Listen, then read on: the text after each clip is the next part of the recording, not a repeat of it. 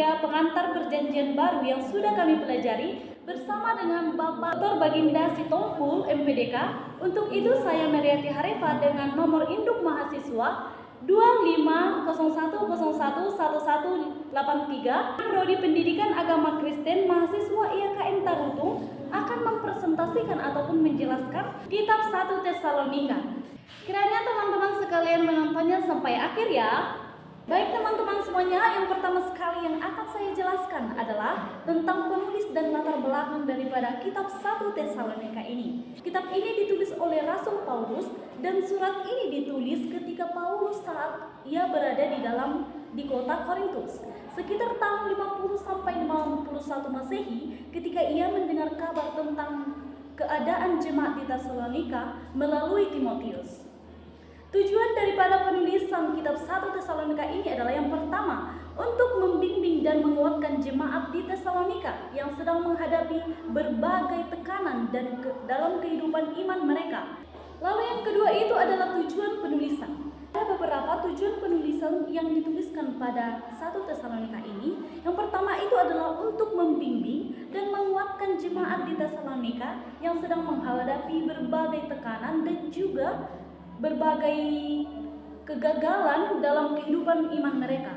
Lalu yang kedua adalah menghibur jemaat yang merasa bingung dan berduka terkait dengan orang-orang percaya yang telah meninggal dengan menekankan pengharapan akan kebangkitan dan kehidupan kekal. Lalu yang ketiga adalah memberikan penjelasan mengenai kedatangan kembali Tuhan supaya jemaat hidup dengan penuh kesiapan dalam kekudusan dan tidak hidup sembarangan ataupun dalam kesombongan. Lalu yang keempat adalah menasehati jemaat untuk menjalani kehidupan Kristen yang benar dalam kehidupan mereka sehari-hari, seperti hidup dalam kasih, bekerja dengan rajin, serta menjaga sikap dan perilaku yang baik di tengah masyarakat dan kehidupan mereka masing-masing. Lalu yang akan kita bahas itu adalah pembaca. Siapa sih pembaca daripada kitab Tesalonika ini? Kitab 1 Tesalonika ini ditujukan kepada jemaat di kota Tesalonika, yaitu orang-orang percaya yang telah menerima Injil melalui pelayanan Rasul Paulus. Jemaat ini terdiri dari orang-orang yang baru bertobat, baik dari latar belakang Yahudi maupun non-Yahudi, yang sebelumnya hidup dalam penyembahan berhala. Lalu yang keempat kita bahas adalah waktu penulisan. Dalam 1 Tesalonika diyakini ditulis oleh Rasul Paulus yang sekitar tahun 50 sampai 51 Masehi ini menjadikan salah satu surat Paulus yang paling awal dan mungkin kitab tertua dalam perjanjian baru. Surat ini ditulis dari Korintus selama perjalanan misionaris Paulus yang kedua. Tidak lama meninggalkan Tesalonika. Lalu yang kelima adalah ciri-ciri khusus daripada kitab 1 Tesalonika ini. Yang pertama itu adalah surat ini merupakan tindak lanjut sederhana yang ditujukan bagi para petobat baru. Surat ini berisi sedikit dari doktrin yang rumit, berisi lebih banyak hal yang menguatkan mereka. Secara khusus Paulus berbicara tentang kedatangan Yesus kedua kalinya yang tertulis pada 1 Tesalonika 1 ayat 10, 1 Tesalonika 2 ayat 19, 1 Tesalonika 3 ayat 13, dan 1 Tesalonika 5 ayat 23.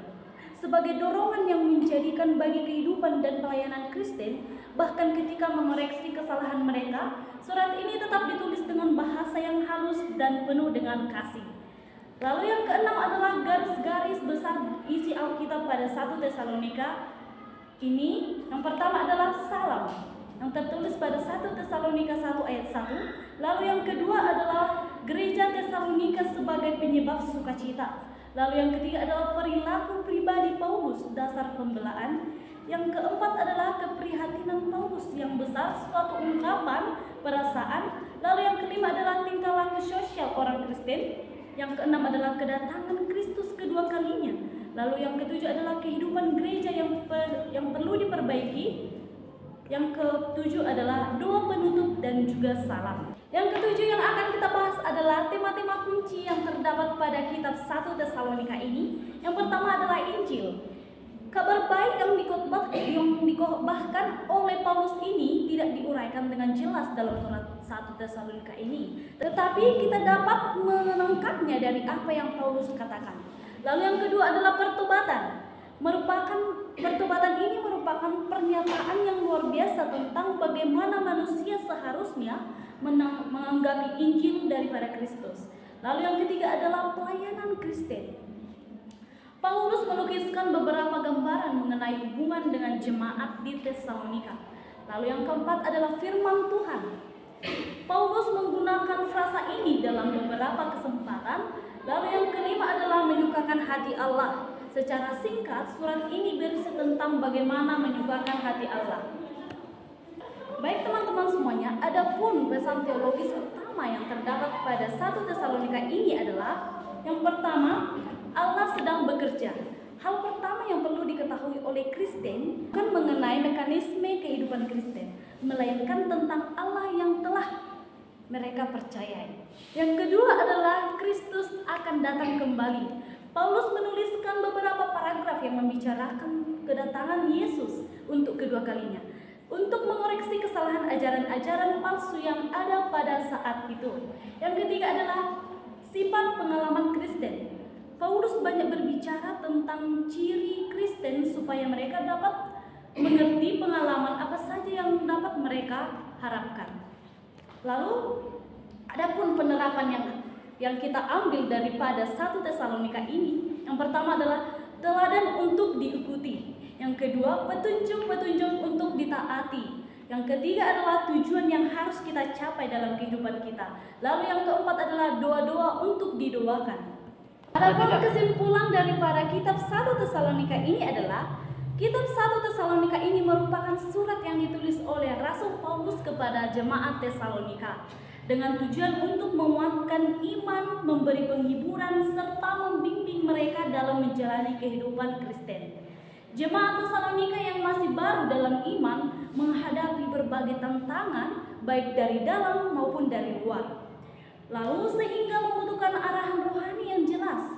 Maka dari itu, Rasul Paulus menuliskan surat ini pada jemaat Tesalonika pada saat itu. Melalui surat ini, Paulus menekankan pentingnya hidup dalam iman, kasih, pengharapan, serta tetap setia di tengah penderitaan kita. Baik, itulah penjelasan daripada kitab 1 Tesalonika. Semoga bermanfaat bagi kita semuanya. Salam sejahtera bagi kita.